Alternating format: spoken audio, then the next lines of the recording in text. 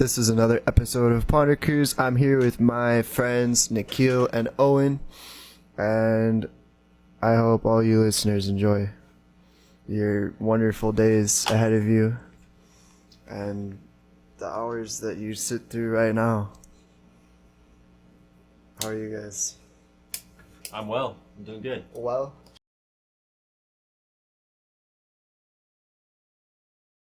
I'm doing well. I'm rare. Medium rare. I'm underdone. I'm overcooked. Yeah, apparently. Goodness gracious. How are you doing, Eli? I'm fantastic. I'm living life. Yes. I'm on a high. That's good. Doing school. How'd your amplifier go? I got the first two. I had three things to do yesterday. The first two they approved at the start of the day at like 9 a.m. Yeah. And the third one, the largest one, the one I think that everyone's getting like rejected right now, Yeah. they're still reviewing it.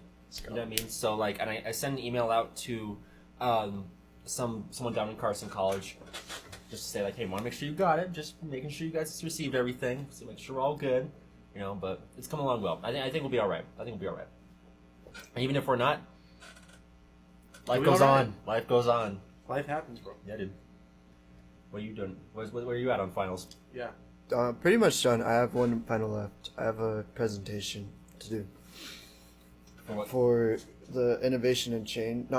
Innovation and change with K. Myers. Kay, if you're Let's listening, go. we love you. Was Let's that go. like a 400 level course? No, Oh, okay. I thought it was 4. is it? Isn't Oh, it? it is. Yeah. 415. Yeah. Awesome, bro. 415. That's fine. Let's go. 415 represents. Go. Are there 500 level courses? If you're a graduate student. Oh, Okay, really? that's what I thought. Yeah, dude. 600?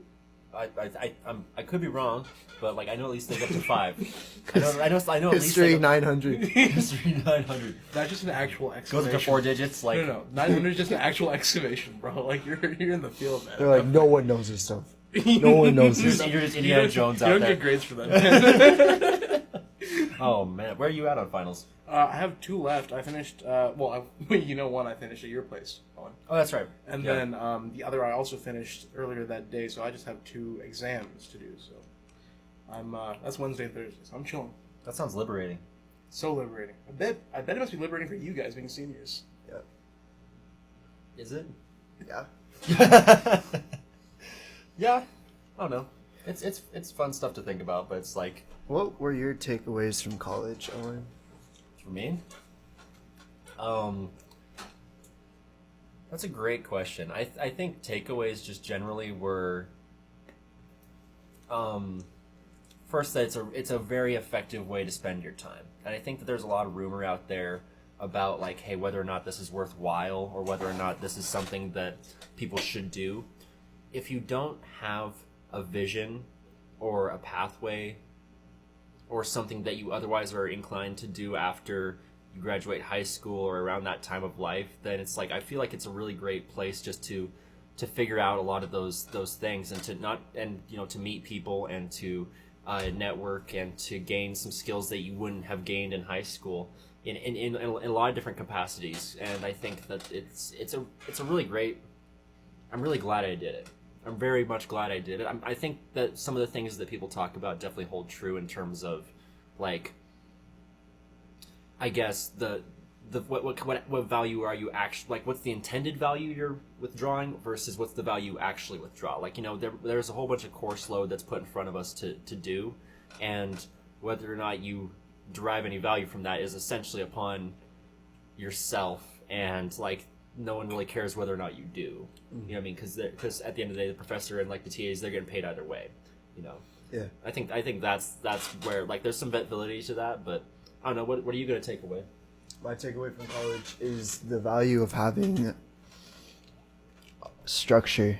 Yep. Really. I think the value of, you can have a lot of important ideas and a lot of important information, but until you structure it out in a way that makes sense, in a way that can kind of maintain the value of that information, you don't have anything. And I think college, even if college doesn't really teach you the best that you could be taught, even if it's not like things that you're actually going to use. It shows you what structure of information, of ideas, of like having these skills and like applying them structurally. Like it shows you what that looks like. Yeah. It shows you what like you know, you spend a semester, like 4 months on a topic, right? Yeah. I don't think that is that common anywhere else.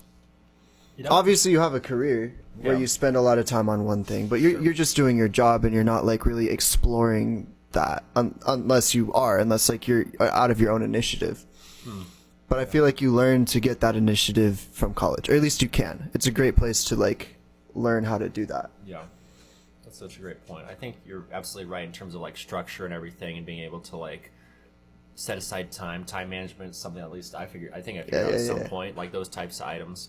A lot of soft skill development, communication, conflict resolution. Agreed. You know what I mean? You did something cool, Nikhil. I mean, with Film Society and everything, but like besides Film Society, like what do you think when you're sitting in this chair that, you know, me and Eli are gonna be sitting in about a year's time, what's gonna be your thought about like what the value you've derived is, do you think? Honestly, I agree with your guys' takeaways. For me personally, though, just being a junior and not as like, you know, old as you guys and wise as you guys, but it's for me, it's been about the networking. Yeah. College for me has been always about the networking, about the connections. I mean, I came here to do a degree, and I came here to, you know, get an education and perhaps even get a career after that. But Pull that down. But like for me, it's really always been about how many people can you connect with that can essentially help you like down the road in life. Yep. With certain different projects, and that was kind of an output of what I got from the Film Society. Yeah. And having that as a thing. But no, I 100% agree with your points. I do believe there are soft skills that you learn in college. I believe there are skills that no matter what your degree is, you're going to get away from it. Whether that be like critical thinking, heavy analysis, stuff like that, being able to apply methodologies to different problems and being able to solve them in that method, in that vein. But yeah, that's what I agree. What do you consider like soft skills and hard skills? I feel like, I mean, honestly, to be honest, I just consider them skills. I don't know what a soft skills versus a hard skill is, gotta be completely honest. I mean, for me, there's like basic skills. I don't look at them as harder stuff. Like, again, being able to network, being able to communicate, being able to argue a position for something in front of your classmates or in front of a professor, or being able to do a presentation, communication skills, public speaking. All these things are things that I think are kind of like life skills almost that I feel like everybody should know, needs to know at the end of the day. I think that's such a great takeaway, because when you think about like hard skill definition, it's the difference of being able to frame a camera versus, and then like organize the people around that and kind of like conflict resolve. You know what I mean? Yeah. You know, and I think like especially with like the business thing, I feel like it's so much more of an emphasis on like the soft skills. It's like, can you communicate appropriately? And So soft skills are like talking skills. well, talking, conflict, communication. I mean, I'm trying to think of anything that isn't talking based. Honestly, Well, like hands, like there's like hand skills. Like I could make a pair of these, or like. well, talking I think skills. that is hard skills, though. You know, what I That's mean? hard skills. I think that's hard skills. I think so too. Because like if you can, That makes sense. It's like if you can manufacture something, then that's something that through practice you have the ability to have over someone else. Yeah. You know what I mean? It's definable. Right. Okay. The soft skill is like something where it's like, okay, you can say you're good at communication, but you can't just say that and have someone believe you. But It's more mysterious. exactly. But if you say to someone like, I know how to, as you say, build a pair of headphones, it's like, oh, I'm going to trust that this guy knows how to build a pair of headphones. You know what I mean? I feel like that's what. Definable. It's like the difference between like project management and then something like coding. Yeah. You know, I feel like there's that distinction right there. You know, Yeah. Coding is something that you can pick up in a specialized field and something like that, but something broader than that, maybe something soft would be like, you know, they talk about a lot in business about project management, project development, and I think those are things that have skills that are transferable to a lot of things that you can do, whether that be like even hosting a birthday party. I consider those things skills. Like being able to throw like a like a wedding. I feel like there's a lot of skills that are transferable and stuff like that. Yeah. And communication. And I know those are like basic answers, and this may be like a business biased brain that I'm talking out of. Obviously we don't have the perspective of people from other majors or even from STEM stuff. Yeah. So that's a different conversation. I think STEM's where kind of like the hard skills kind of come into play, and you there's always like the meme or like the joke that the STEM people are less socially aware, maybe even, or like they have kind of like a more reserved. I'll put it in a kind of way, a more reserved method of communication. Yeah. You know what I mean? But they can still like code circles around, or like they can still engineer and still like engage in biotech on a level that is beyond the kind of framing of any of us who like communicate in a quote unquote normal or kind of like more succinct kind of way. Well, it has to be defined. Like when you get up to that point, like if you're making like little mistakes, you're destroying everything. Like it's all about the details. It's all about like that. I think you're right, Owen. Like it's about the definition. It's about like just having that concrete path to work with. This concrete idea of exactly what we're going to build. I know what this headphone is going to look like when it's finished, and I know all the processes to make it. Right. But with soft skills, like you guys are saying, like you don't know where your conversational skills are going to take you, but having that will take you somewhere. Having that ability can get you out of situations and into situations. It's like a navigational. Like soft skills like allow you to navigate. That's such a great point. Hard I like skills. that point so much. And I feel Gauge like the there's some degrees that offer that more, like, obviously, right? Like business offers, I feel like classes that are based on soft skills a lot more. Yeah, One yeah. of the classes that I took had to do completely with resumes and how to build a resume. I mean, that's low-key kind of a soft skill. Me and you were talking about this before, about like how the business degree seems like it applies to everything else. Like even though you don't get the same, obviously you're not going to like have the skills that a person doing a a person doing a science degree or a person doing a mathematics degree. With a business degree, you're not going to be able to do mathematics or science necessarily. But the degree allows you, it gives you the soft skills. It is a soft skills degree, but it allows you to like navigate the same like industry functions that science and mathematics degrees exist within. Yeah. Like it allows, like, how the leaders work, how the organization works. The organization is still there. Yeah. No matter what degree you're talking about, no matter what profession you're talking about. And with the business degree, you learn how the organization works. You can apply that to anything. Well, and how to communicate with people who maybe do have those hard skills Yeah. that would rather not. Yeah. Yeah, great point. To a certain level that maybe you do. I mean, and that's a big thing. Is why I'm doing management information systems, and I'm not doing anything heavily technical. Right? I might touch on a little bit of SQL later, but I plan on doing a Python course after I leave, just so I can have that skill set in order, so that I can complement my soft skills. So I can be able to be like, hey, I don't know too much about coding, but I know the basic verbiage, I know like the terms. Yeah. I can communicate with my team in a way that's efficient, and I can communicate them the ideas of the organization. Yeah. I mean, that's a big point of it. I think that there's just enough soft skill kind of implementation in the world of business, like at least from the education that we got, that's like, yeah, you can kind of frame it in finance, you can kind of frame it in accounting, or like maybe any of those kind of number-based areas, finance, accounting, or just even like forecasting and like looking at charts and stuff. And there's a little bit of framing in terms of hard skills, like analyzing a problem, but like it's still being facilitated through problem analysis and diagnosis and finding the solution. And I think what you said about being able to find like a Python course like after like this is out, and you work through that stuff. I think that stuff like that's really important. And when like that's kind of like the same reason I spoke with you, Eli, about this last time. Like that's kind of why I wanted to get like the music thing out of the way too, because like that's all hard skills. Like when you're walking around, most people don't have any kind of frame of reference for most of that stuff. Like maybe they should say what a microphone does, but they like what it is. You know what I mean? And so it's like that was like a big motivation to be able to have that work alongside the business stuff. And so that was a joy. I mean, Eli, what do you find has given you like that hard skill kind of strengthening, or what's the plan to like strengthen hard skills if you have one? Do you reckon? I think that there's a way to learn them easily. I think that it seems to me that there is a common factor to learn any skill. And it right off the bat you can say time. It's just putting time into it. Doesn't matter like what kind of how successful you are as you learn it, or like how maybe not even how much effort you put into it, but just putting the time into it, bro. Just putting the, like, take this movie club. We've been sitting here watching movie after movie after movie after movie for the last months, 6 months or so that we've been in this club.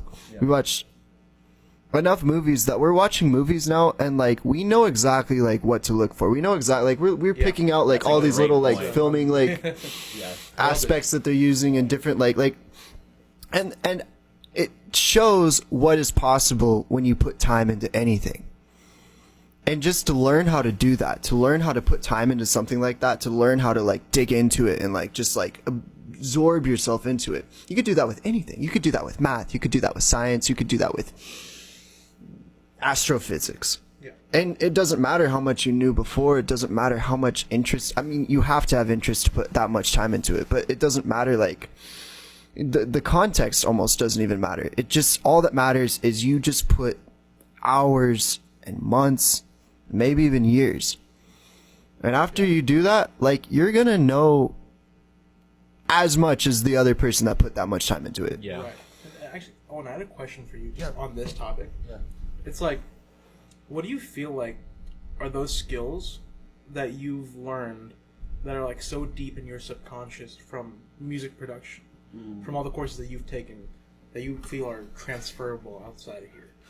I think, there's this phrase that John Melcher over in the music department told me. It's called, the phrase is wolflingus. And what that means is you need to know signal flow forwards and backwards. Okay. Because wolflingus is signal flow backwards. Is the term? It's the term flipped. Yeah.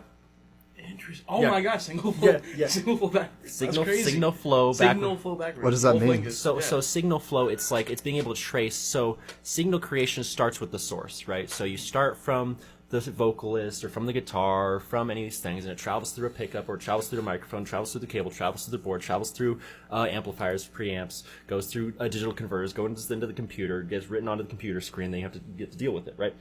That's the kind of thing where it's like, okay, being able to diagnose a problem, like, where does it start from? Well, okay, you're not going to try to start, like, if you have, like, how can I put this? If you have train tracks, right, and you know that somewhere down the line you have, like, a railroad tie that's missing, or you have, like, a section of track that's missing, you're not going to start in the middle. You're going to start at the at the one station, and you're going to track it all the way through to the next station. Right. Yeah. You know what I mean? Yeah. That's what I think is probably the most transferable thing. Like, start from the origin of a problem, and then trace outward from there. You know what I mean? Right. Or start from the output. Start from the output and trace the reverse order. But because you need to know. But also with that comes knowing everything that is in between that. Yep. You know what I mean? It's knowing where. Hey, when is there a mountain that we need to drill through real quick? You know what I mean? Like, what's the factors that come within that? And so it's kind of like partially related to that. But that once I figured that out, it was just like, oh my gosh, like within my own schedule, within my own things, it was just like, okay, like I was a big scheduler for like a minute there. Like, I really needed to have all my assignments like on deck, ready to go, and like a Word document what I would do at the start of every semester is I would, list all my assignments, but then that didn't allow for any kind of like changes in the schedule. It didn't allow like I couldn't adjust quickly enough. Yeah. And so from there it's just like, okay, and moving adjacently into philosophy, but starting from the moment you're in, and understanding that the past is the past, and then kind of tracing what you can foresee is like, I think that was a big thing as well. The same process. You can apply that same process to anything. Dude, that track, we're like figuring out like, okay, like the train track idea. Yeah. There's a break in the track that I don't understand. You could say the break in the track is just it's the obstacle that prevents you from attaining the result. Whether it's music, the sound, there's some problem with the sound at some point, and so it's not coming out right, my song isn't coming out right, or the train can't reach its destination. Right. And the way you solve it is by going just piece by piece, track by track, segment of song from segment of song as you move the sound through it, all the pieces that it moves through. Yeah. Yeah, Until you figure out where it is. That, I was talking about, and we're talking about tracking pieces, right? We're talking about, that is, when you were saying that is how I view writing screenplays. Dude. Yeah. From beginning to, so a Just lot mapping it out, bro. some of the best ones, we're talking about the beginning point, the origin, and the ending point, right? Mm-hmm. A lot of my favorite things that I've written have come from, oddly enough, starting at the end, and then working backwards. Yeah. It's like knowing that final shot, knowing that final scene, that final character master gesture, and placing that down. Shout out Christopher Nolan, Memento. Go on. Yes. Oh man, I gotta watch it. I gotta watch it. Still, you gotta watch it. I have to watch it.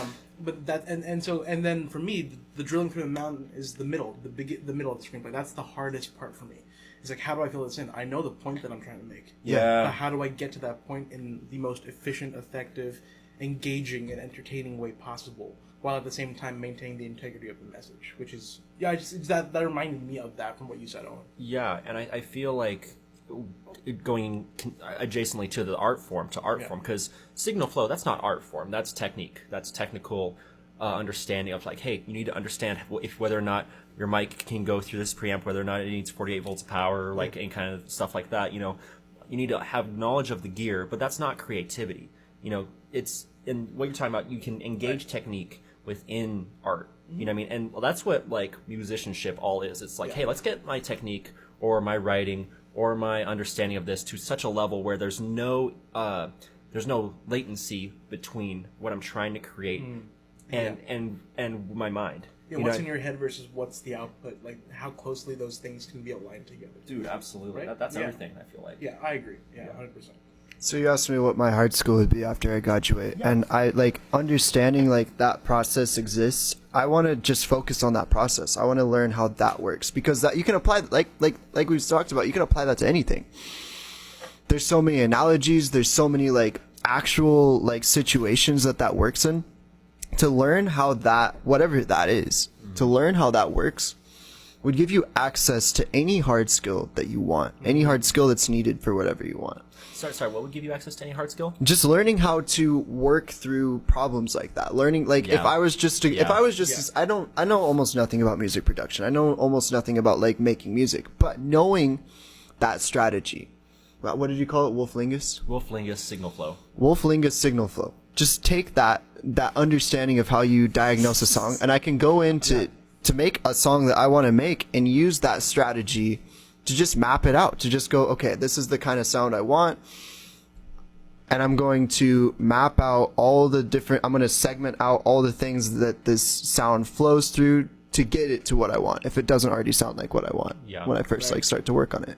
I think just I had a lot of kind of formal training in music before I started understanding how production worked. Yeah. I knew how to write notate music. Mm-hmm. I knew how to like play a couple of instruments, and then like learning how signal flow worked and learning the technique. And honestly, like, and this is going to sound insane, it helped me. It enabled my ability to pick up an instrument and just kind of figure stuff out. Yeah. You know what I mean? Yeah. And it's like, because once you have the instinct, and instinct is such a stupid word, I feel like 90% of the time, because it's like... Well, it's a real word. It's describing something real, though. Yeah.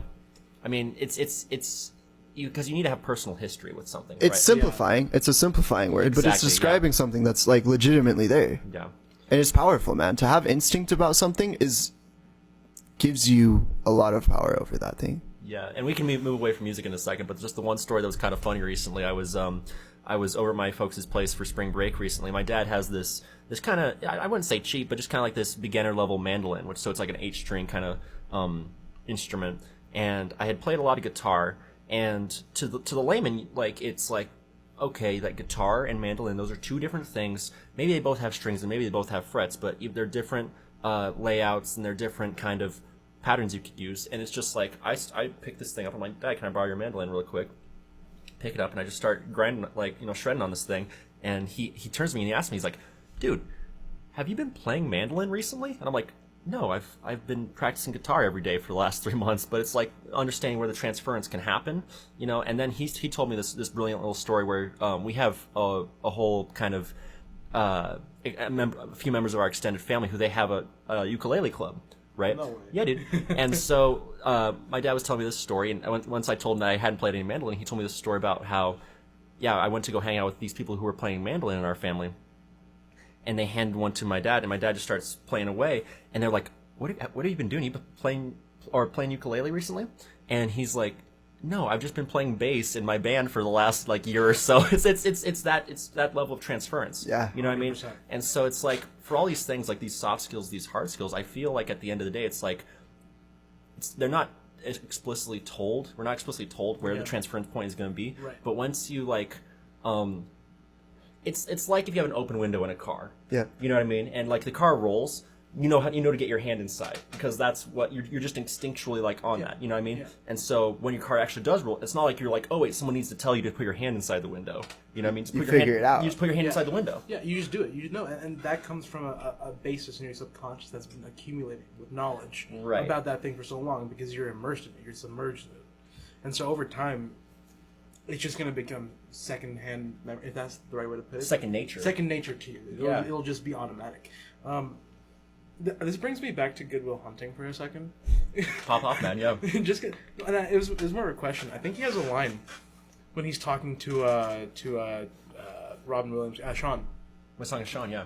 I don't know what it might not have been Sean, but he was saying something like, or no, he was talking to Skylar. He was saying, do you think when Beethoven first started to play music, Exactly. like exactly. do you think he like knew all the chords? Or he knew how to do it, right? I'm just kind of, I want to dig into that a little bit. I'm like, what do you think? What is that like for certain people?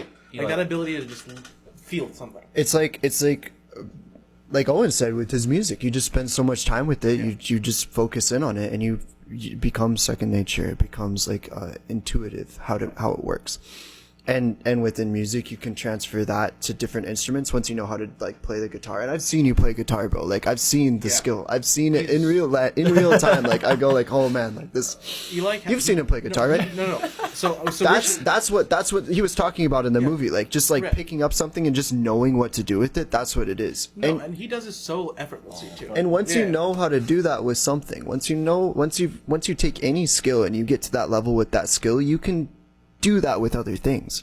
Now you know how to do that with instruments. But like it's not singular to me. It's like you guys have things given your own personal histories as well. Like I think for me it was cars. Like for Cars, me, like okay, because from when I was a kid, like my dad helped me like work on a car. My first car, we had to put an engine in it, and then I got super into cars after that. I've owned like 8 or 9 cars, and as a small side, what car was it and what engine was it? it was a Subaru Forester. It was just like I don't even remember. I think it was a 2-liter, but it was the box engine. it was the Boxer. Yeah, the Boxer. Yeah. I've owned a bunch of cars, and I worked at Jiffy Lube. Like I spent a lot of time working on cars, and like doing that, I got this idea of just like I built this conceptualization of how cars worked that I hadn't built for anything else before that, right? Yeah. But once I had that conceptualization of like how cars worked, and I came to school and I wasn't working on cars, I just started applying that to other things. I started doing jujitsu. I started doing like even you can apply it to schoolwork, and you realize that like once you've got, it's like climbing a mountain. You climb like Mount Si, Yeah. you know how to climb a mountain then, and you can go and climb a bigger mountain. And sure, it's bigger. Sure, there's more steps. Sure, there's different shrubs and different like terrain that you're climbing up. But you know like what it's like to reach the top. And once you've reached the top conceptually with like any of these skills, you can just start taking that and applying it to whatever other skill you want. It's just other mountains to climb. Yeah, good transference. It's transference. That's exactly what it is. What do you think yours would be? Oh, that's tough, man. I don't have anything like that, if I'm being honest. Like, if anything... But look at writing though. You know what I mean? Like Yeah. look at how like you've written things, and it's just like you have that end point in view, and you have the beginning. And it's just like once you know how to fill out the central part of a story, it's like then you can apply that to any narrative like within your life. You have beginning, and then you have like the goal you're trying to reach, right? And then it's just like, okay, where am I going to build from either end to create this full narrative for myself as I reach my goals, right? No, and that's a great point. That is a great point because I think and this may not be the biggest thing, but even in high school, I was big on writing. I enjoyed writing so much. Yeah. Like even papers, they were fun for me. Yeah. Just because I liked having the idea of, I know where I'm going to start, I know where I'm going to end, and for me, it's like driving a car kind of in between, getting from point A to point B. Yeah. And it's just being able to figure out that track as I'm kind of laying it is how I used to work quite a bit. Yeah. And, there's different styles of organization and different styles of workflow for different kinds of writing, I believe. But I believe all of them have similar tenets as far as being able to transfer them over from, like, say, essay writing to narrative writing. Yeah. Something like that. I think maybe something that's a part of that really is, you can have your main body paragraphs in an essay, right? Yeah. You can have the meat of the paper, so to say. And for me, it's being able to storyboard in cell text, and being able to do Act 1, Act 2, Act 3, and having these like cards up, and like writing them in. Yeah. Yeah. And then that's how you can see the transference there itself. So maybe for me, I would say maybe writing would be one thing. And writing is huge. I mean, honestly, more. I mean, not necessarily like more so, but that's something you're gonna be using daily. Right. You know what I mean? Like even in emails, bro. That's the same thing. Like I feel like that in itself is a small thing that I've been able to master fairly well just in the past. Being able to write in a way, knowing what my intent is. Am I trying to inform? Am I trying to persuade somebody? Am I trying to entertain? Logos and stuff like that. that. Yeah, that stuff. Yeah. Yeah. Yeah. You know what might be crazier than that? What? Starting a club out of nothing. Dude, that was. I mean, that's some crazy stuff. Because like, I think you took action influenced by your own narrative. You know what I mean? And a lot of people, they don't have the guts or like kind of the strength to act on their own narrative. Ah, You know what I mean? it's huge. And it's like, I'm not saying like people are just like all stagnant all the time, but to be in a place that you're in a state of discontent with, and then to act on it and create a new situation for yourself, like at least even if it doesn't pan out how you want, at least you took the action. You know what I mean? I think the part of that the way that it happened that way is because it had to do with the breaking of the ego. At the end of the day, that's all. That's what it was. I did this interview for this company recently, for Patriots, that I got the internship for, and something big about them is that they have this this half glass full mentality. Ask questions, be curious. When you fear failure, the fear of failure for me comes from the idea of ego, that I'm building myself up to be something that hasn't been executed on yet. And when it came to the club, it was like, I need to let go of this idea that this thing isn't going to take off. It might not take off. It doesn't have to take off. It already did, bro. You're done. What you've already, the point you're at is already an accomplishment, bro. This is a fully functioning club that you built out of nothing, bro. You just came out of nowhere. You just threw out a post, and you're like, "Hey, starting this club, join up." Yeah. And from that, we now have what, like 20 people in it, and it's only gonna grow, bro. They don't like. There's no reason that it won't grow. Yeah. Shout out to Film Society WSU. Join, follow us on Instagram. It's a piece of art, thank you, man. man. It is Thank you, man. it is Thank you. it's an accomplishment that like no one else could ask for, man. Like this is from like what you could get in college, what you could build within college. Like you've done it. It's really incredible what you've done here. It's honestly, to me, it's super humbling, and it's unfathomable where the club is at, where we began, where the three of us began, from that first conversation at Panda, right? Yeah. Or at the Cub. Yeah. And then talking about movies for 6 to 8 hours. Yeah. Just sitting down and discussing, to being able to have meetings and watch film and being able to analyze and make stuff. And then to make something is insane. That's another level, dude. That's To make three things, to make bro. yeah, Three three things. Three really powerful things I mean, that was the thing for me that, and I want to go back and touch on what you said earlier, because like the removal of ego is like such a big piece for anybody, because like it's not just like a matter of like you're pompous and you're putting down others. It's not just that. It's also like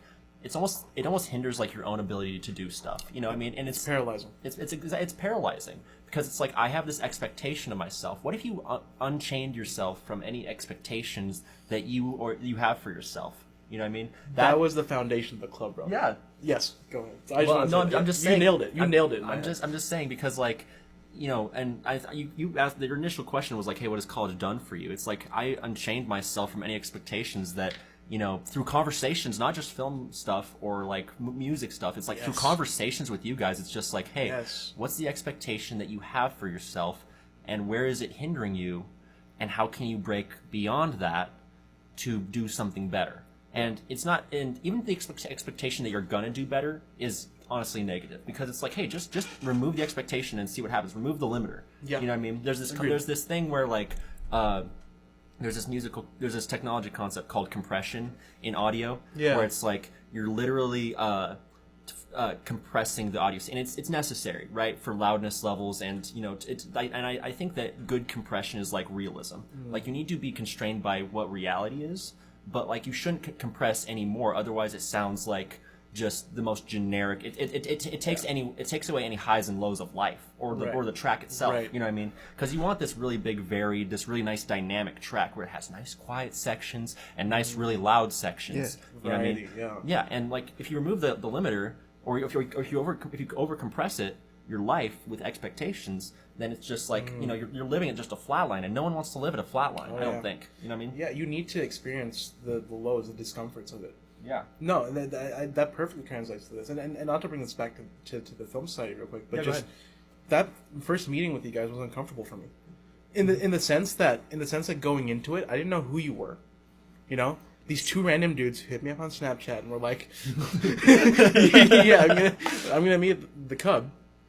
I didn't know what to expect, so it was a process of letting go of those expectations and just being like, "Okay, so where are we going to go from this point on?" And it was taking out that kind of limiter in my own mind. Yeah. And then being able to communicate with you guys in the way that I did, and the way that we kind of hit it off. And it was a learning curve to understand what the dynamic was between us. Yeah, and I mean, I was uncomfortable that day too. I mean, one of my biggest like fears was always, for the longest time, like meeting new people and like how do I interact, because like these people have a different history. Like I'm always worried that I'm going to say the wrong thing or do the wrong thing, and like, you know, do that kind of stuff. And it's just like, and through again conversations with you guys, it's like I don't need to be anyone other than myself. I mean, obviously I shouldn't, you know, throw things at people and say and call them names and stuff, but it's just it's just like just be the most authentic version of what you are, and like be the accumulation of your experiences and things. That's my takeaway from college, if I had one. Eli, we're talking about takeaways, right? Mm-hmm. That in all honesty, yeah, sure, what I said before also, but being the most authentic you can be is the reason why we're here talking today, for all of us, because my interaction with you is authentic. My interaction with Owen is authentic. You guys are authentic towards me, and we're just being ourselves. Yeah. It's not forced. It's a natural progression. That's one thing I learned. It's you don't force things in life. Mm-hmm. You know, there's you can react to things. You have a certain level of, okay, I can react to something that happens externally, but it's like at the end of the day, a lot of things in your life is out of your control. Yeah. So. Right on, man. Yeah.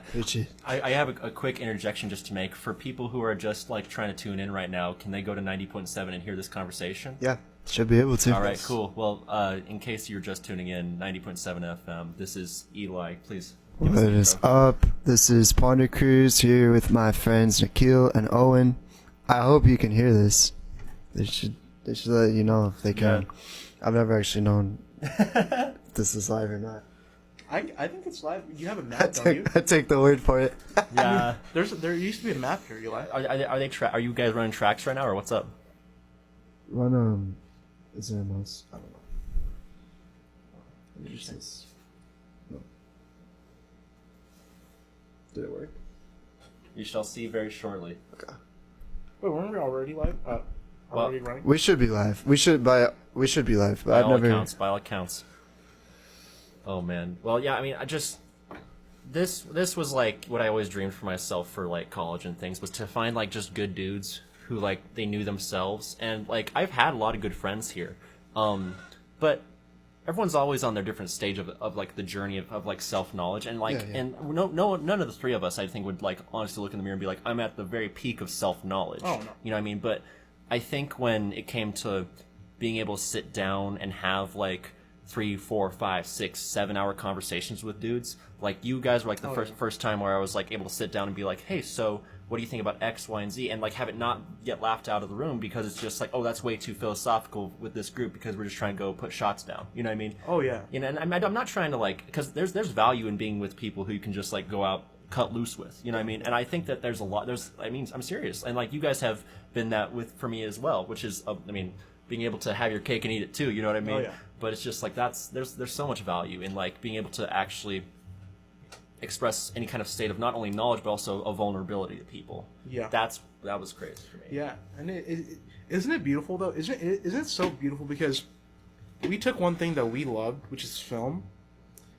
I keep thinking about this, Eli, when I'm in the club, when I'm in the film society, when I'm talking to everybody. It's like the night that I sent that text out to y'all, I was in such a state of obsession, in such a state of distraught at the same time. I'm like watching interviews of directors. I'm like, why am I not making a movie right now? Why am I not talking to people about movies right now? Why aren't there people in my life who can interact with me on a level with something that I have so much love and so much care for? And then when I talk to you guys and when I'm in the film society and I'm talking to the members, it's like I take a deep breath and I'm seeing people having these interactions about movies, and it's like, what do I have to be distraught about? Yeah. My obsession is still there, but it's like my obsession has veins and it's flowing through all your guys, and you guys are uplifting it, and you guys are also talking about it to the point of where I'm not like angsty anymore about it. It was pure angst back then. Now it's like I'm so much better with it. You're leading so thank it. you for you guys. Yeah, you're leading a great thing here, and I think the interactions I have with you guys, because there's so much time that we've invested in our relationships with one another. There's like that through line, but that feeling that you express, I think it extends to every member of the film society. Every member, and like being able to work with, people like Hussein and Carlos and Jack. Shout out Jack and Shanna and Rebecca and Adam and Curtis and all those people and Richie, and like if there's anyone I'm forgetting, I'm so. I already said Adam. I said Adam. Good. Adam deserves another one though, because he killed it as the lead in my film High and Dry, premiering this August. But produced by the Film Society at WSU. Thank you very much. but it extends to every member, and like new members like Ryan and stuff. Which, well, at least I hope he becomes a member. Hopefully. But it extends to everyone in those situations, and because I think that the commonality of film is just such joy to be able to say like, hey, and I love debating you guys because it's so fun just to be like, hey, I think The Crow was the greatest thing ever. No, I think it sucked. I think it was, the circle clears, bro. The circle clears, bro. The circle clears, apparently. But it's just, or like, and sitting around and talking about what was good and what was bad about Good Will Hunting or something like that. You know what I mean? And it's that there's so much value because you're expanding not just your own understanding, but like once you hear what someone else has to say about something, it's like, and you guys both know me, I like to hear myself talk more than just about anyone else, but it's like, being able to hear from you guys, it's like blew my mind. What you guys had to say about stuff like that. Sometimes at the beginning, when I was like talking to you guys, I felt stupid. I felt dumb. Why? No, it's because it's like there are perspectives from you guys about film that I've never heard before. That I was just understanding the way that you talked about the philosophies behind it, and just the tangents that we went off from, just based off the films that we did talk about in those initial days. I'm like, these guys know so much, and their perspectives are each so different. And I'm like, I feel like you guys have helped me grow and helped my film knowledge grow. I feel like we can talk with the same kind of vernacular and understand each other and our love for film. So it was like initially I'm like, oh my gosh, these guys are on another level, And so I kept learning and learning. I'm still learning. I'm going to keep learning from you guys about all of this stuff. So and community is crazy. I think for Eli, one of the first times where I was like, the conversation was a great piece because it's like, hey, what are you into? Like that initial conversation of starting the club out. So like, what are you guys into? Blah blah blah. Mm-hmm. But then when we sat down, we each chose a film that we all had to watch. Yes. And like I saw from like Fear and Loathing in Las Vegas, and then your next recommendation was The Captain.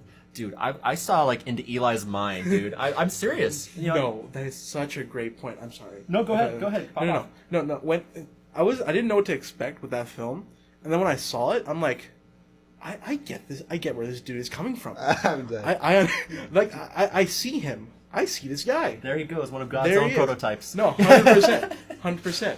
Dude. Version 2.0. Same for you guys. I mean, movies just say so much about the person that like enjoys them. Yes. The high fidelity and the Snatch. Like I Yeah. got a view of my you God. from that, bro. I got a view of Bro, Nikhil from Bro, Triple R and High Fidelity. Watching that last night with you, Owen. Yeah. Dude, I saw High and Dry in that. Yeah. I saw you in that, bro. Oh, bless your heart, man. It's like I when I watch movies now, especially ones that you recommend or ones that we've talked about.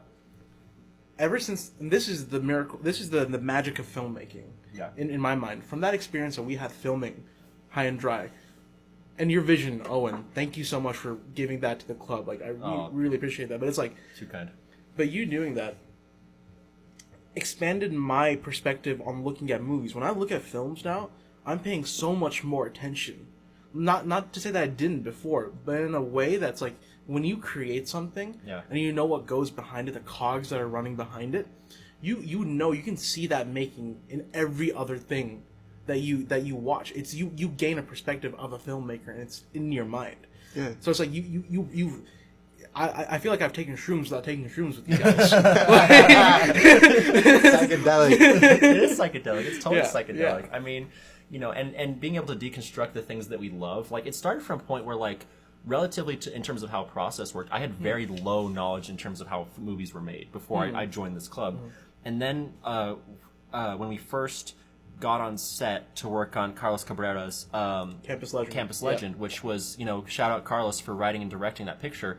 Like that, there was a rush there, but also it was just like, oh, here's the type of effort that's being applied, and here's where we're falling short. Not like to say that, like, but like you can see where like the points of improvement could be made, but as well as what our strengths were. Yeah. And so when you watch a movie through that lens of like technique versus just like I dislike.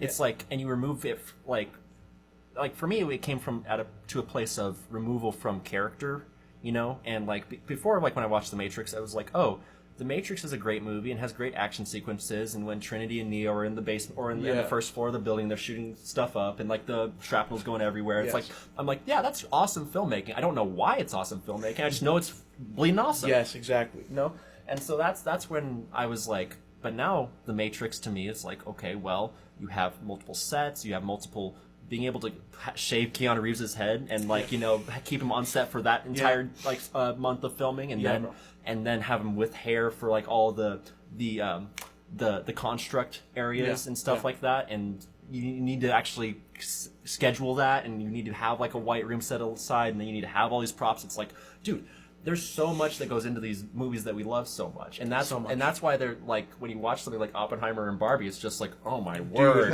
you know?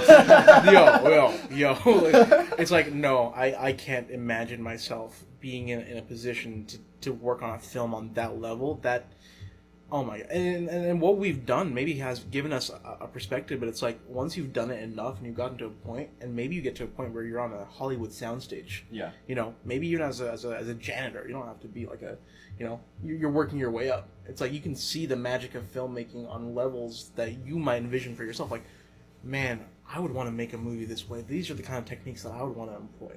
Yeah. You know? Yeah. So it's just, it's amazing. It's amazing. It's really cool. I was curious for Eli. I mean, when you were working on The Misunderstanding, you know, that for me, that was an interesting kind of read, because it didn't I didn't see the vision just in reading, but when I saw you get onto set and have like a vision, and to see like, hey, this is where people need to be, here's where people need to walk, here's exactly what you're doing right now, that's when the vision came together for me. What was going through your head as you were writing or directing that? I was really curious. It's got to be made. It's just a film it's supposed to have segments, so each segment is supposed to have disconnected segments to create the idea of a misunderstanding, because that's what a misunderstanding is to me. You have an idea, and then by the time the idea reaches the place it's supposed to go to, not just an idea, but just like, hey, I need you to go to the store or something. Basically, it's an idea with a directive, but somehow the directive ends up being something else that the idea wasn't supposed to be. So the way that the screenplay is built, you have this clear directive in the beginning. You have Carlos, or Johnny Carlsbad. He's creating this club, and it's supposed to give a pretty clear idea of what the club is supposed to be. It's supposed to be like tight knit. It's supposed to be like a kind of underground kind of thing. Yeah. And then by the time you get to the end, you have this kid bringing his mom in to the club, and it's supposed to show like the process of how that gets disconnected, just from sarcasm in this case, just a misunderstanding. Well, when I was first reading it, it definitely communicated to me initially like a almost like an SNL sketch. I'm not trying to no, it's funny, to shake it in that way, but I'm just trying to say like that was the only piece of the vision that I was able to see was like, hey, here's a bit. Here's like a joke that happens. Yeah. You know what I mean? And yeah, the jokes are funny in that movie. You know what I mean? The jokes are going to be great when we get around to it. It's going to be funny stuff. Yeah. But it's like that's all I was able to derive from it. And then because it's not a book, it's not a novella, it's not a vignette, it's actually just it's a movie, and it needs to be made. And once you actually put the camera on people, and I took inspiration for how I directed my movie from how I saw you direct your movie. And it's like, hey, no, you need to do this. You need to when this happens, you turn here, and that really active direction. Yeah. And I took inspiration from Carlos's writing because there's a really throughput of a story there. Right. That was a beautiful thing, and from your direction, and it's just like being able to see where you guys heavily succeeded. It was just like that. I took heavy inspiration from that. Just builds and builds and builds. Dude, exactly. And for common misunderstanding, Eli, like one thing that I noticed, and I predicted this earlier on for what your directing style was going to be, and you executed on it, like all the way. I knew you were going to take charge, but I also knew there was a sense of malleability to what we were doing. Yes. Yeah. That film, screenplay wise, one thing, but we didn't plan the shots. No. We didn't have a storyboard. We didn't do any of that. Oh, and for High and Dry, you had an idea for what kind of shots you wanted, but Eli executed on the prompt that I gave him, which was a common misunderstanding. It was literally one line: a common misunderstanding between two students, perhaps, right? Mm-hmm. Something along those lines. Yeah. And it's and that was the beauty of the way that you made that, was that it's like you have so much flexibility in the way that something came out. It was truly collaborative. Not to say that High and Dry wasn't, or that the Campus Legend wasn't either. Mm-hmm. But it was like that. High and Dry was a different animal. It's a beast. Dude, that thing was like, it was insane to write and to take. And once we got onto set, once we got onto Campus Legend set, that's what motivated me to take like a 12-page chunk out of that screenplay and to just like absolutely like burn through the writing process. Yeah. But like for what Eli did, I totally hear like that collaboration when it was like, hey, let's do this. What if we did that? And being able to like have like this hive mind really function at like 100% capacity, like that wasn't something that was ever achieved on High and Dry or Campus Legend. And I think that was only enabled because when Eli says something, he says it with a defined purpose. Yes. You know what I mean? Yeah. Because here's the thing, like with me and Carlos, I love you, Carlos, but I'm putting myself in this shoe as well. It's just like, look, I throw a lot of words and I hope something sticks. You know what I mean? But like with Eli, when he says something, there's such a point to like behind it. And so when he says something, when there's a point of direction, everyone's just like, yes, sir, what's up? Yeah. And but that's not to say you went all Stanley Kubrick on us. Like there was so much room for someone to say, hey, what if we did this and what if we did that? And you took those things and you filtered it through what your vision was, and it was just like, dude, that oh my word, like it was such a pleasure to be on set for that. It was so insane and so fun to film.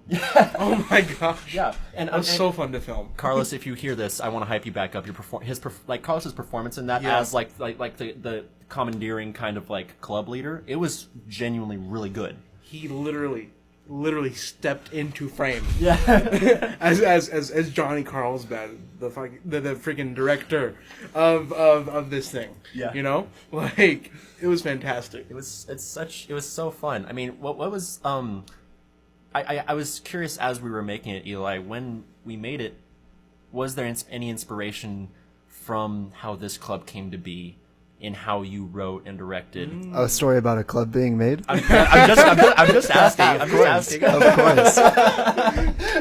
Of course there was. I saw that. I felt Yeah, I think it just shows how like easy it just takes the people to make this club. I mean, even the film shows that it's about the people. Definitely. And like even the misunderstanding part. The people kind of bring the craziness into the club. The people bring the club together in the first place, Yeah. which is what happened with our own club. Yeah. Yeah. Did you think that Hussein was gonna do that shot of the money? No. In his his red suit? No, Yeah. most of it, like, legitimately, most of it was made on the deck, man. Most of that was put together just with the people that we had and like the ideas that we came together as we were filming it. Like, I made the script bare bones for that reason. Yeah. Like, 'cause that's what film is to me. When I watch these movies being made, like, I can't imagine that they, like, especially like the really like complex ones, the ones that come like artistically out the most. I can't imagine they like put that together just writing it down. There's no way. They had to be there and they had to like look. With film, like, it seems like it's such a aesthetic, like, you have to go to a situation and look at it and like figure out the best angle to film it. You can't do that just in your mind. You can't do that just in your head. You have to be there. You have to be there with the people, and you have to look at them like interacting and look at like the environment you're in and go, okay, if we're all standing in this position and we're like saying, these people are saying these things, that creates something. And you can't do that until you see it. You can't do that until you are creating it in front of you. Yes. Yeah. Was there an aspect of, do you think, of just improvisation? Oh yeah, 100%. Like the whole Hussein scene was just put the whole end scene, the whole where they're gambling, where they're doing the sports betting. All that it said in my script was it cuts to this place and there's sports betting going on. Like, that's it. If you look at the script, that's all it says. Right. Everything that we put together there came from you guys. It came from the people there. You had the idea of like writing down like on the board like all the parlays, the scripts, like you set up shot of that. the like sports on like the TV and everything. Like, everyone there just put that together themselves, and I think that when it comes out, when like we actually see it on film, it's gonna be phenomenal, bro. Yes. And it's because we were there and we were figuring out what worked. Yeah, I was curious for each of you guys, just what was the first reaction once we had Campus Legend all put together? I couldn't believe it, bro. I could not believe how well that turned out. I was telling Nikhil and Carlos this the other day. It gave me chills, bro. That scene where like it's like the black, like they're going to the forest and it's just black, and like you hear Jack and his like demonic voice and like other voices in the background, bro. Like, I could not believe that we put that together.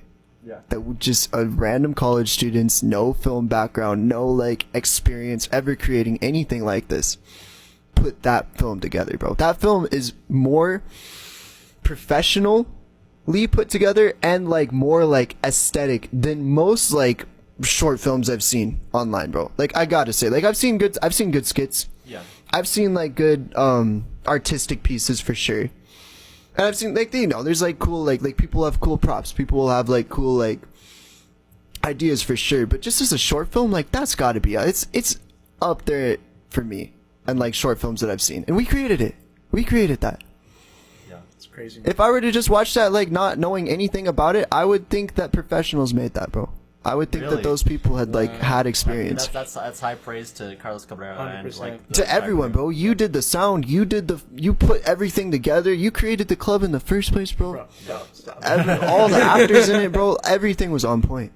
You don't understand how well I think that these next movies are gonna be when they come out. When we put Misunderstanding together, and we put High and Dry together, bro, it's gonna blow people's minds. I hope I'm so excited to edit Common Misunderstanding. And we're gonna discuss about this. Eli. We're gonna talk a little bit more about it.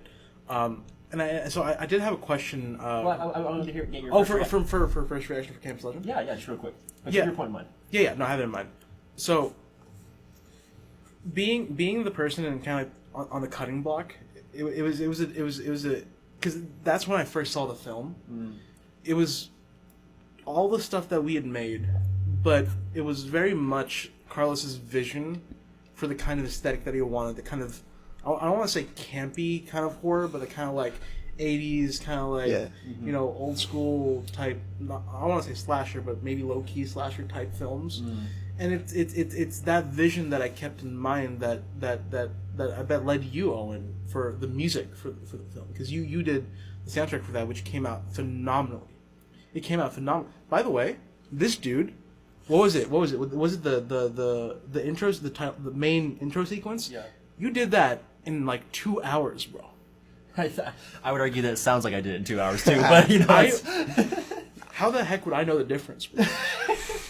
Like, I appreciate you saying like that. I don't know anything about music production, but just as a listener, as somebody, when Owen made that intro sequence, and y'all can check it out on the Film Society page. We have a link to Campus Legend. I would listen to that when I was in the shower. I would listen to that when I was in the car, and that's what gave me the idea for the newspaper stuff. Yeah. I'm like, this would go so sick behind like these panning, flashing cuts between different newspaper the different pages of the newspaper. Like that was a pure thing that came from your music, which came from the strong direction and the vibe that I knew Carlos wanted at the time. Yeah. So one, shout out to Carlos, but 100%, dude. Like so again, my reaction to that was like, I was very, very nervous to want to show it off. Yeah. But seeing the first project that we made together as a group at its final draft phase was pure catharsis. Yeah. Playing it in front of you guys was pure catharsis. Like it was stressful at a moment because I'm like, what am I going to do with this thing? Yeah. And I was just astonished. Yeah, dude. And that's credit to everybody. It's credit to everybody. Everyone, man. Yeah. Yeah. What was your next thought? I'm sorry I interrupted you earlier. No. So, question for both Eli and you. From the films that you've directed, so High and Dry, Common Misunderstanding, tying this back into the beginning, what are some of the harder soft skills you'd say you've gleaned from those experiences making those films? Repetition. When we were doing like the steps, just having people do it like multiple times through to like figure out when you have someone repeat something, like you start to see the things you like and the things you dislike, and after a couple of times of repeating something, you can put together the things that you like and take out the things that you don't like. And that's all it takes. But you have to do it multiple times to get to that point. You have to see multiple things that you like before you can put together something that's greater than just doing it one time and just going with that. Because there'll be good things about just doing it one time. There's always, like, if you just have someone like act through something, like they'll always do a couple things that are good. But having them do it a bunch of times, having those retakes, and we did this on Campus Legend too, and I'm sure you did this in High and Dry. Oh yeah. I saw you do it in High and Dry. Doing it a couple times and figuring out like, oh, like I didn't even think about that, and I just saw that, and that works. And then adding it to like what you already want to work makes it so much better. That's what it takes. Repetition. I learned repetition from Great. from my work. That's low key an editor's mind too. I feel like that's an aspect of it too. I feel it's being able to know how to use the clips that you got and put it in a way that delivers the most efficient method of storytelling that you could to best portray that message. Yeah, no, 100%. How about you, Owen? I'd say, yeah, the repetition point is huge. Just being able to like go through it multiple times until you see what you want from people, or what you see, what your vision is put on the camera, right? Yeah. But soft skills wise, I would say probably leadership. Yeah. I mean, I in a lot of ways, like I'd been in groups before where not people were slacking, but I was put in a place to just, hey, we need to do this, we need to do that. Let's all pull together here, and being able to kind of be at the head of a day and just say, hey, we're running this, this, and this. We're going to do this in this order. We have daylight right now, so that's when we're going to get these shots. Yes. And being able to think like and to pull the signal flow all together, yes. and to like have all those things like tied into one kind of day of leadership was really cool, and that was only enabled by everyone else around me when everyone else was able to like look towards me for like the next kind of point. And it was a little nerve-wracking at like a couple points, just because it's like, yeah, I know we need to do something now, but now it's like, hey, I've got these people here for a couple hours. I've got something I got to say here, and I got to like lead these people towards my vision here in some sort of way. And in terms of technical skill, it was a lot of learning lighting on like pretty much just on the day. You know what I mean? That was insane. To have a brilliant cinematographer on my side the entire time, and a brilliant location manager, you know, and actors I'm sitting next to, brilliant actors I'm sitting next to. That applies to you too. No, stop. But just have everyone, you know, being able to see something, put it on camera, here's lighting, here's all these other things, audio. I'm as skilled as I am, being able to just try to get audible dialogue using 2 Zoom recorders and a semi-functioning Rode mic, you know what I mean? That was insane. And that was for everyone who is listening to this and was part of the film club, like you guys know, I know, and all of them know, that was a rush of 4 days to shoot 40 minutes of film and establishing shots, and you know, there was a lot of celebration after each of those days, you know what I mean? And it made it a lot of fun, and it was really, really great just to learn those things. Yeah, man. And I'd say that's probably about the size of it for High and Dry. No, that's perfect. No, 100%. And these are things that I feel relevant to me too, with the repetition, being able to do different takes, seeing what you like, and like with Eli. And common misunderstanding, I had a feel for what kind of directing style it was going to be for you, Eli, and I knew it for Owen. Wait, what do you mean by directing style? What did you think I was going to do? Malleable. Yeah, malleable. Yeah. And when it came to Owen, it was malleable, but his vision was clear in the way that the production happened. Like, he knew what he wanted to get on different days, even though there were certain times where, okay, well, maybe we'll film this scene first, right? But if we don't have certain resources or certain things to make that, we'll do something else first and then get to the other part. Yep. And it came together from that perspective. And, you know... It was really good planning. Yeah. And that was the biggest thing. It was like the planning of this thing was so meticulous compared to what we'd done before. And again, it's not something that... I mean, I'm sure... a Hollywood production or like maybe even more advanced short films, they have a way they do it with, like, you know, casting calls and crew sheets and all the budgeting things. It's a different level, but this High and Dry was the first introduction to what I see as high level professional filmmaking, the closest that we've gotten to it, especially when it came to like having those Excel sheets that we did. Yeah, and shout out Jack for doing all the planning on those things and really coming through as Isaiah on High and Dry, because he really came through in terms of like, hey, we need to have a plan, we need to have props on deck, we need to know who's on set which days. And once he asked me those questions, it was just like everything really snapped into place really effectively. And the one thing that was like, I was really surprised just in terms of High and Dry production that happened was we only cut one 30-second sequence. Yeah. We only cut one thing throughout that entire day.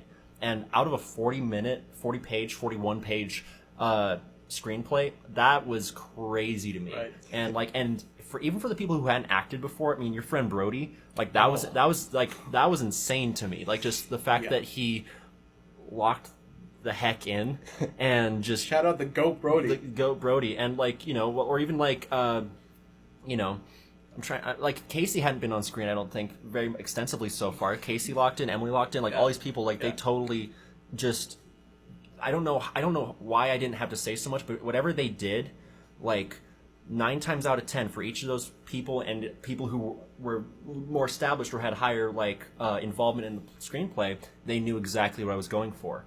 And, you know, that was just insane for me to see that everyone kind of like, they read this thing and they got it. You know what I mean? And so my question to you then would be, and this is something that we won't figure out until the editing is really done for this, but how well would you say that we matched the vision that you had in your head? Because we were talking about this before. Like, can you give a percentage, or like just maybe whatever you want to say about that? I'd say, in terms of acting, like I guess you're asking me a performances question, it sounds like. I'm asking you like an overall from what we filmed. Do you think it's what you had in your head? Like, how much of that translated? Well, I mean, in terms of how it just looked to me at watching these things play out, I'd say it's like a 90%. That's crazy. I'd say it's like we get the last 10% in filming, in the editing, final product. In editing, yeah. You know, I think that's where it'll come through, and like being able to have some time to really pop off on soundtrack will do a lot. You know, because there's a lot of scenes where it's like. That's another thing. Being able to be okay with awkwardness on a film set when you don't have soundtrack, like, because people are gonna like they're gonna say these lines, and you have dead space, and it's like, okay, you know, and then you have to, and then in post, I'm getting really excited to just be able to really rip into like some serious soundtrack stuff, you know. Right. No, 100%. And then, by the way, that 90%, that 90% is such a blessing, honestly. And it's a testament to the work that you've done on High and Dry, Owen. Well, here's the thing, you don't even have to hype me up too much, because here's the thing, all these things are learnings, like, as you said, that came before. You know what I mean? And you guys and your vision, like, I think each of you guys even had thoughts in the middle of the filming of that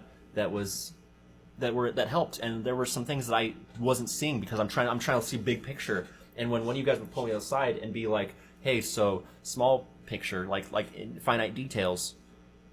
I mean, it was that was the biggest aid in the world. And if I had to, okay, I'm gonna ask this question of you two in a sec. But one of my favorite moments of that entire shout was the last Sunday.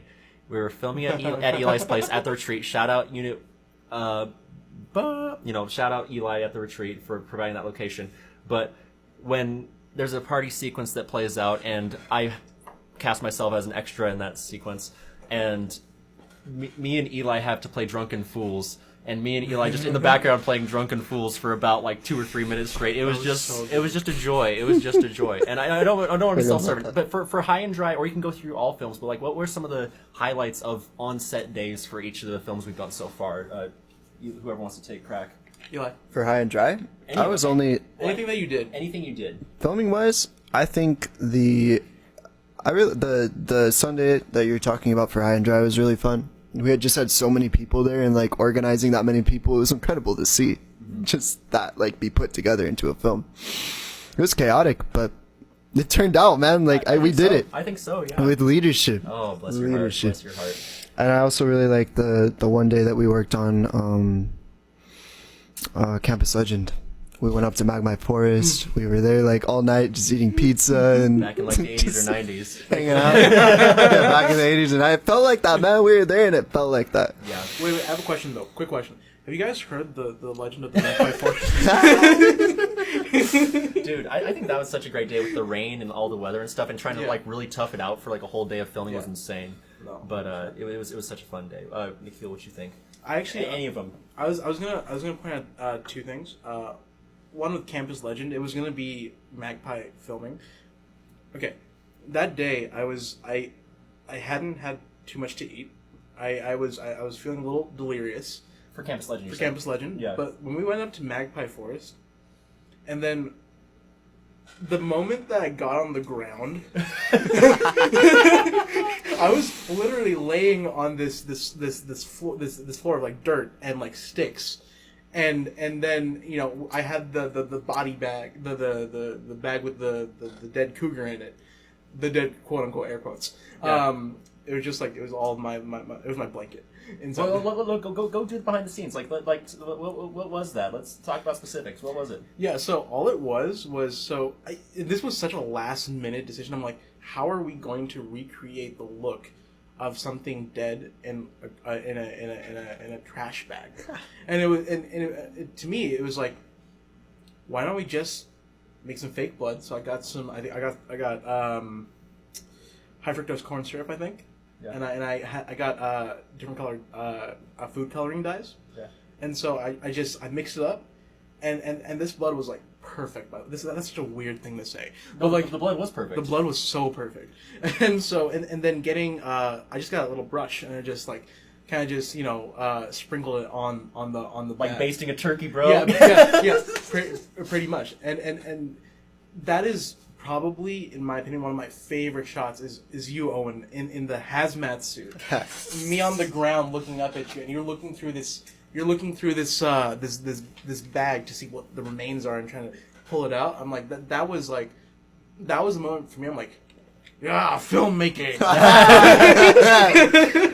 Yeah, dude. And okay, and so that was my first one, and my second one, honestly, I'd have to say, there was such, and this is kind of on a different note, but there was on the last day that we were filming High and Dry, Go on. Like, we let a lot of the crew go initially, so we just had Rebecca Rahman, who plays Erica, and Yes. we had Adam Devere. Devere, who plays Todd, and it was just them two, me being the cinematographer, Owen director. It was such a break from the heavy duty multiple people thing that we were doing. It was a very intimate set Yeah. that day because I mean the script definitely necessitated that. But please continue. Well, no, and that's the point that I was just kind of gonna expand on. It was like that was an important scene, and yeah, we had our laughs during it. Yeah. Of course we did. A lot of laughs. We had a lot of laughs. We did a lot of takes towards the end of that just because of because Dude, we were all so done. I think the fatigue came into play. yeah. No, 100% did, but it was just being able to capture such an essential scene in the way that we did to your screenplay, which I feel like it was an essential scene. Yeah. I think that was probably one of it was different from what we were doing before, and I just enjoyed it. I really enjoyed filming that entire bit. Yeah. Yeah. It was insane for me to see just like when we did file transfer before we hung out with you guys over at the Land a couple weeks back. Seeing all the files from that project, I want to say between audio and video, we probably had upwards of 400 files. Oh my god. I think, right? We were around 30 plus gigabytes, maybe. 30. Well, it was more than that because I uploaded probably about 10 or like maybe 15 into the cloud. And then I was like, okay, that's cool. Let's see the rest of this. And you handed me like another 40. Like, you know what I mean? It was like, and I'm still not done. We still have clips from my phone that I need to file transfer. exactly. And So that's we're not when I even had to- done yet. So it's like there was so much that went into that project, and I appreciate you guys, and it was so cool to see Eli's project and how that went out, and then the grace for the club to allow me to just kind of fulfill a personal project, because I mean. For me, that project started as a journaling thing, but that was such a fun thing, Yeah, and that came from the heart, bro. Yeah, man. That came straight from the heart, and you see so much heart in that film. That's I hope you do. I hope you will. from my perspective, Yeah. from the camera lens, from what I was looking at, I felt it. It was the heartbeat throughout the entire thing. Yeah, it was so fun. Yeah. It's such a great project. Yeah. Are there other like interests that you guys have that you would go into this far, like that you'd want to like get to this level with? Oh. Other hobbies? Oh gosh. That's No, questions. come on, give us some. Cars.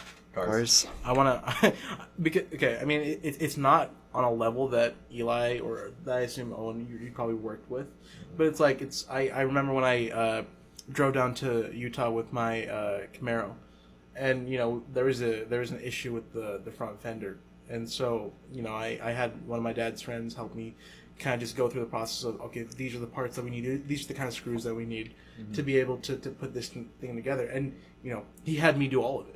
For the most part, just getting it. This fixed. is with your dad. This is with a buddy of my dad's who knows a lot about Gotcha. cars.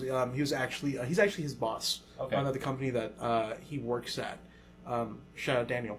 But yeah, so I think I want to know more about what goes on behind the machine that I drive, and just in the future too. So for me, it'd be cars. Yeah. Because I think there's so much that you can do. I believe there's so much money that you could save by just investing time to really know what an issue with your car is, and then finding out what parts or what processes accumulate to cause that certain issue, and then being able to go into it.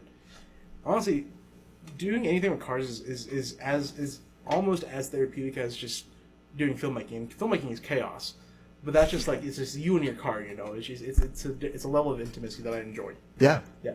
What about you, huh? Well, I mean, the car thing, I mean, for me, it was definitely like just I watched a bunch of Top Gear as a kid, and watched a bunch of like car movies and things like that. And then I had a buddy, shout out Tristan, who was like he built out a. Tristan, I'm sorry if I get it wrong, but he built out an Outback to make it into an overlanding vehicle. So he swapped out the fog lights, and he did like he put on, I think, Tristan, I'm so sorry, I think it was like 35s or something like that, and he put the roof rack on it and did I think a couple engine mods, and put the skid plate on the bottom and everything. Wow. And it's a beautiful piece of machinery, and that I lived vicariously through his experience with that. You know what I mean? But the music thing, I honestly thought when I was probably about 8 years ago, I thought I was going to be like the best saxophone player in the world. Like that's why I thought my purpose in life was to be like this great technical musician who could like outplay anybody and to be the best. I wanted to be the LeBron I wanted to be the Michael Jordan of saxophone playing. You know what I mean? I think now, almost in my old age of like passion discovery, I feel like, you know what I mean? I cars, maybe. Music is still a thing. I'd like to build out a studio. That'd be fun. I think that's probably it. If I had to say anything, I'd like to build out a studio for myself and become a record producer and like, you know, get the next Nirvana on record, on tape, and you know, and do that. I think that'd be fun. Do it, man. What about you for Eli? Yeah, bro. Bioengineering. No way. Yeah. Well, no, okay, bro. This is the first I've heard of that. This is the first I've heard of this. You gotta too. go into Bro, it. Go go into off. it. Yeah. I want to learn more about it. I think it's going to be the future. I think it's going to be like the next AI kind of growth, and I think it'd be fascinating. I mean, it's what makes everything. Yeah. Like within medicine or what? Yeah. I think it'll be applied to everything. I mean, it's to be able to manipulate the genes that are responsible for everything that we know and love is going to be crazy. And I think we're going to be able to do it. We already seem to have the technology to get some headway into it. And since that's the case, I see no reason that we can't go further. And I want to get into that. I want to know how it works. I want to know what's possible. I want to know if there's an art behind it. Does that come from in like the psychological perspective, or you think that comes from like physical nature? I've been fascinated with it for years for both reasons. I think that it's both. It's everything. Our psychology is defined by the genes that run it, and obviously there's reactions that come from it and from the environment. So like our brains do change because of the environments that we're in, and that is true. However, the brains themselves are created by genes. So by changing the genetic structure of a brain, you could change the way that brain operates. You could change the way that brain thinks. Can you change the way it focuses? Can you change the focus of like what that brain is operating on? Like what? Like the limits are endless. Can you make a person with scales? What does that mean? If you could, where would you stop? Do you think like are we talking about a point of like we're thinking about genetic modification even before like a person's born? Maybe is that something that it's possible it can be done after? Right. They're doing. You can. An octopus is able to edit its genes for its entire life. It can't edit its genes, but it can edit its RNA depending on like the environment it's in. No idea. I don't know how it works. I don't even know if like the scientists that have discovered this know how it works. So it was discovered pretty recently. But that shows that it's possible to change genes at any point. And if you can, what do you do? Like, so where does passion come into play with that? Because like, I mean, obviously, like, is it just curiosity, or like when do you think, like, how what would be the first step, or what would be like the first kind of like foray into that you'd want to like maybe make? Here's the goal. Yeah. Think about something great. Just for simplicity, something great. A moment that is great. Okay. Mm-hmm. What is yours? In Pulp Fiction, when Samuel L. Jackson does that speech. Yeah, greatness. Think about the way that made you feel. Think about the way it changed you, the way it affected you, like all the reasons it was great. What if you could just go into the mind and create that effect just through genes? Right. Just no movie making, no actual like effort put in. You could just go in and genetically recreate that same effect. Like emotions, right? Is that what you're talking Both about? Emotions, like all the reasons that it affected you and the way it did. Like the Samuel L. Jackson, like he gives this great speech, right? Yeah. Ezekiel 25:17. What if you could just recreate that in your own head? Like the thing that he was able to put into the world. What if you could just genetically recreate that? Yeah, I in the see mind. this for like therapy for this one. I've heard this be referred to as drugs. It could be referred to as drugs, but not quite, because Low-key was that's thinking the same thing. people wouldn't say. I mean, you could say that the experience that drugs give you is great, but it's not the same. There's something different happening. There's something more. Drugs are like to me, drugs are like they're like a primitive way of accessing whatever that is. Right. They're like a I'm glad you said that. I think that's a really great point because I think people confuse the two sometimes. I think they do, and I think that drugs legitimately get you there. Drugs legitimately like give you that, but it's like getting like, would you rather get an adrenaline rush from driving a really fast car or from jumping off a cliff? Both give you that, but one can be created, Yeah. and one can be controlled. Yeah. No, there's levels. One cannot. What's your thought on that? I don't know. My mind automatically kind of. My mind just goes to therapy, man.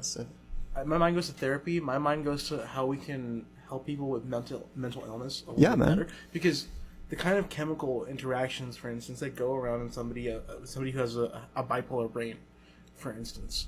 Like, what are the factors that push those chemicals into the forefront and cause them to interact in the way that they do? Yeah. Maybe that's something. Maybe what you're talking about, bioengineering, could change the way that we do therapy, because it'll give us more than what we know. And again, I'm not saying I know anything about therapy or like psychology or anything. You know, a shout out to all the psych majors. But like maybe y'all can correct me on this. But I feel like maybe that's something that we could go with that direction. You know, personally. It's a good thought, and that's such an interesting passion to want to pursue. Like why do we feel? How do we feel? And how can we recreate a feel? Yeah. Something. Yeah. But naturally, though, right? Like, I mean, through just living. Yeah. Yeah. How can we refine it?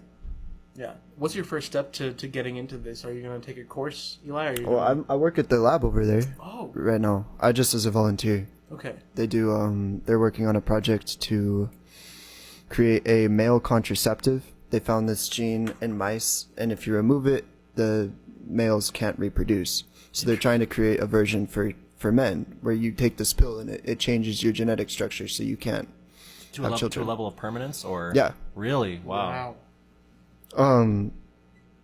So yeah, it's crazy. It's only been around for 10, bro. So they figured out CRISPR.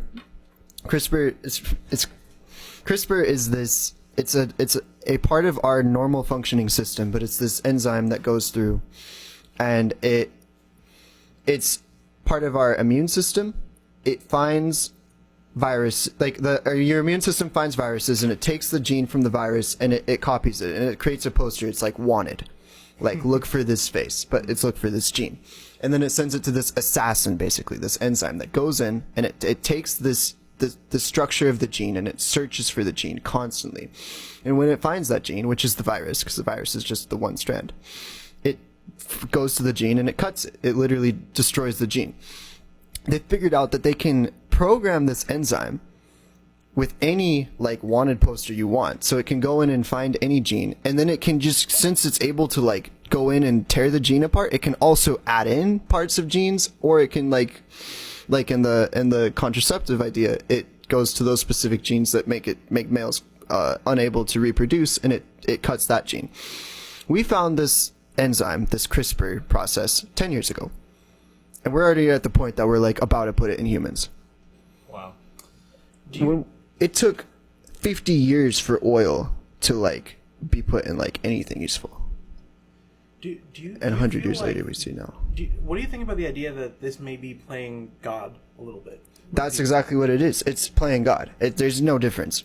But when you're playing God, where do you go? Yeah. And should you... Isn't that kind of like what we do already? Like, we just try to get as much control of our environment as we can. It's a great point. I mean, I think just it sounds like what you're saying also sounds like the circumvention of the pharmaceutical industry at some point too. You know what I mean? And it's like, if you look through history, it's like what the gas industry does. Like, anyone who creates like a water-powered engine, like, what? Oh my goodness, they shot themselves in the head 5 times. You know what I mean? Oh my goodness. You know what I mean? I could imagine. What a mistake. That's so tragic. You know, and it's like, I think it's economically driven, the reason why we don't have the cure for cancer yet. You know what I mean? It's just because like it's way more profitable to keep people in chemotherapy and to like, you know, make them hurt more than it is to like solve the problem. I can't remember. I think it was a Goldman Sachs representative or something like that said, is curing a disease the most profitable business model? You know what I mean? And in short, dude, I read it on the internet. Don't quote me, please, for the love of all that's good. That's my disclaimer. Please, for the love of goodness, do not quote me on Very that. good. But I think it kind of follows that same pathway. You know what I mean? For the kind of stuff you're talking about. Yeah. You know. No. Gotta keep my guard up. Yeah, dude. 100%. Keep that thing on you. No, but that's a fascinating field of study to go into. I wonder if you can like network with any of the bioengineering majors. There's no Is that not a thing? the thing about it right now for the whole industry is it's all lab run. There's no business behind it. There's no like actual like it hasn't hit that step yet, which is why I think now is the best time to get into it, because now like we're in the adolescence of whatever this is about to be. It's Neuralink. It's like all the ideas of Neuralink, except instead of taking the AI route, it's taking this other route that's Right. More biologically based. Yeah. No. Instead of using computers and technology to change the way we think, let's just change the biochemistry itself. Wild. That's actually insane. I've never heard that. Like, this is science fiction to me. Right. Like, just immediately, like, this is a great movie. But, like, I didn't know we were at this point with something like CRISPR, like you were mentioning, Yeah.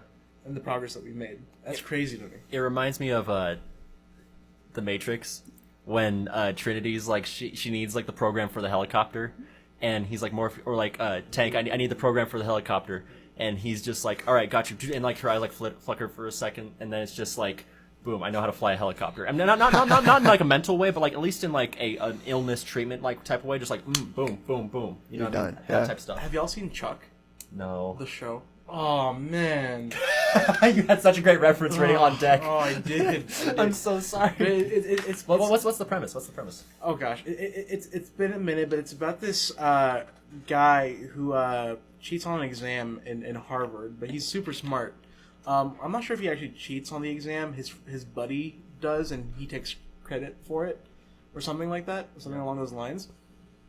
But the guy who actually did well ended up working for like the CIA, I think, or into some agency, and essentially he gets, oh my gosh, and I'm gonna butcher this so bad because it's been a minute, but the idea, I'll give you the idea. Don't take this as a direct reference to this show, but he gets like this apparatus or this thing where he could, it's like a computer chip almost, where he can put it in his brain, or like he can absorb the information from it, and then he can transfer like fighting skills. Like, this is like a dude who works at like the equivalent of a Best Buy, and he's being recruited by his friend who, you know, he doesn't have a relationship with, to kind of, you know, he accidentally comes across these things, so that puts him on the radar. So he's like, oh, this dude can like transfer skills directly, like fighting and martial arts and various martial arts, and be able to use that to do whatever side quests and activities. So Side quests and activities. side quests and activities. Side quests and activities. Yeah. Also, I butchered that, by the way. So please go watch Chuck. It's a great show. We're on the last 10 minutes, so I have a question for you guys. What is, to get deep here in this last 10 minutes, what is the most valuable thing in life? Like, what is the diamond for you that you're digging for in life? Just right now. It changes. I know it changes for everyone. It's been different since you were a kid, and it'll be different from when you're an adult. But right now, obviously, there's like these large things. Like, I want this career. I want this like I want to have like a fast car or something. These are like notable things that people want. What is something that you conceptually like just search for, or like when you find it, like you value it over anything else right now? Owen? That's totally fair. I put that last one on you. You know, I think right now, especially coming off a movie like High Fidelity, like I feel like for me right now, it's the and this is, you ready for the most cheesy shit you've ever heard in your entire I'm so ready. Let's go. Let's go. Goodness gracious, Nikhil. Sorry. Yeah, go ahead. I'd say right now my whole life is about the pursuance of love, I think. You know what I mean? And it's about, and not just romantic love, but just like the camaraderie and the companionship you feel like with those around you just in the immediate vicinity. And where can you find that? And where can you where can you dig out that feeling of just being like totally vulnerable and totally like on the same wavelength with someone? Because it doesn't happen with everyone. It doesn't happen. It's not like you can just like walk, like you can have like respect and like honor for people that you like walk by on the street, but the people you love, like that's a very, very specific emotion, feeling, reality that I think people experience. And I mean, like that'd be my answer, is just like, where can I derive love in my life for people around me and find people who love me? I think that's the biggest thing, and I found it with you guys. So that's all. That's what I would say. Man, That's amazing. love is the fabric of the universe, bro. Energy. It is energy. But it reminds me of Interstellar. That whole movie is built around love. Yeah. The idea of love and how it can reach across galaxies and vast universes, and how it's the thing that can tie us together. And I think that's incredibly noble to pursue. And that's brilliant, dude. No, 100%. For me, and I mentioned this before already, kind of lightly, I think I've touched on it, but it's the idea of not forcing things. I've lived 20 years trying to manufacture realities. I felt like I've lived many different lives, and I'm coming into my own, and I might change, and I believe I will change, and I will evolve. But I am through with manufacturing interactions with people. I'm through with trying to force things to happen. I, as a person, have agency over what I do and my choices in life, but I don't have the expectation that it's going to go a certain way anymore. And I'm still in the process of killing that expectation. I just want to live life being the best me that I can be, which is, low-key kind of maybe a cheesy line, perhaps, but for me, it's that it's things should happen in a flow. Things should be natural. And I shouldn't, and this idea of ego shouldn't hold me back from the potential that I could get from moving through with life and being able to see everything sift through in a way that's just smooth, natural, and just happens. If that makes sense. So that's mine, man. Yeah, man. Yeah. Eli, do you have one? Yeah, I think mine is beauty. I just look for it wherever I can. It's hard to find. It seems like it's everywhere. Beauty. Beauty, yeah. But that's my diamond right now. What does that mean? Yeah. I think when you see it, it's when everything comes together in a way that's just, it's like the butterfly. It's delicate, but it's something you can only really see. It's not something you can like really touch or like change. And I think in a way that's kind of what makes it what it is, beauty. It's just perfect. Everything about it. And it can be anywhere. You can find it in anything. In this conversation right now, you can find it in the sky around us. It's hard to find though. Sometimes you stop yourself from saying it, I've found personally. But that's what it is for me. Love that, man. This has been beautiful, man. This has been beautiful. This has been beautiful. This has been... Thank you guys so much for being on. This was a great conversation. I hope everyone listening enjoyed it as much as I did. It's been a great year, guys. Fantastic year. Shout out WSU Film Club, Film Society. WSU Film Society, shout out. Nikhil, Owen, it's been a pleasure working with you guys. It's been a pleasure talking to you guys, and may there be more good times to come. Yes, sir. Eli, thank you, man. Thank you, Goodbye, bro. everybody.